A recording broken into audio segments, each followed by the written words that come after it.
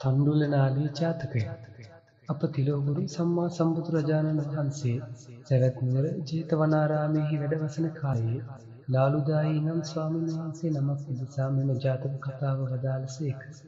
ඒ කෙසේද යත් ඒ ස්වාමීන් වහන්සේ වැඩවසන ස්ථානයේ සලාක බෙදා දීම සඳහා දබ්බමල්ල පුත්‍ර නම ස්වාමීන් වහන්සේ නමට භාර දී ඇත.